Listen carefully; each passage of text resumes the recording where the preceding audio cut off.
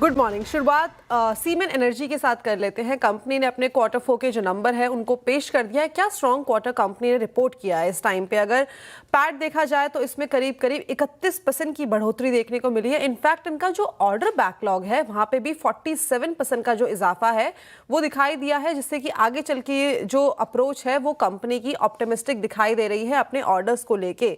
इसके साथ ही साथ कंपनी ने एक्सपैंड किया है अपना ट्रांसफार्मर और साथ ही साथ जो स्विच गियर की फैक्ट्रीज है और नए इंडस्ट्रियल स्टीम टर्बाइन को भी लॉन्च किया। यानी कि ऑल इन ऑल यहाँ पे अच्छा खासा नंबर्स और मार्जिन्स भी अच्छे खासे एक्सपैंड जो है वो होते हुए दिखाई दिए हैं। इसके अलावा डॉक्टर रेड्डीज आज आपको फोकस में रखना है, बिकॉज यूरोपियन कमीशन से AVTO3 को मंजूरी मिल गई है। ये बेसिकली प्रोग्लिया और साथ ही साथ एक्जीवा की बायोसिमिलर है, जो कि काम आती है जिस टाइम पे बोन्स कमजोर हो जाती है कैंसर के टाइम पे, उसको ट्रीट करने के लिए। एरिस life science because Swiss parental में करीब करीब 30% की जो हिस्सेदारी है उसको खरीदेगी।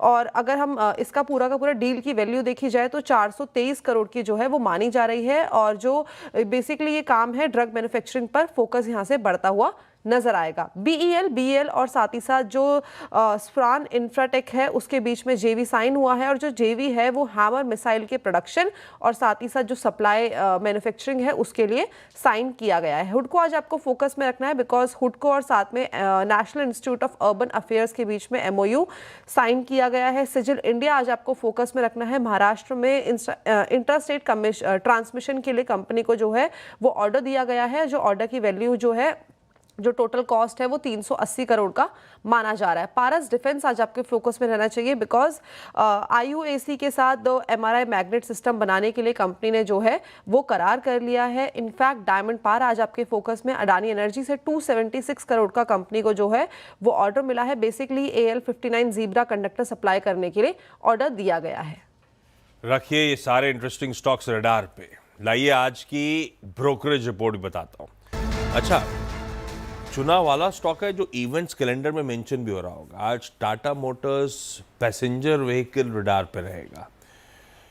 लॉन्च है भाई सिएरा की, वो खैर इवेंट्स कैलेंडर पे बात करूंगा। उससे पहले HSBC की रिपोर्ट आती हुई जिसमें उन्होंने होल्ड का कॉल दिया है टाटा मोटर्स PV को, और 466 का पहले टारगेट प्राइस था, रिड्यूस करके 400 कर दिया है। वो कह रहे हैं इंडिया PV बिजनेस का जो पोटेंशियल अपसाइड है उसके सामने JLR के रिस्क जो हैं वो आउटवे कर रहे हैं।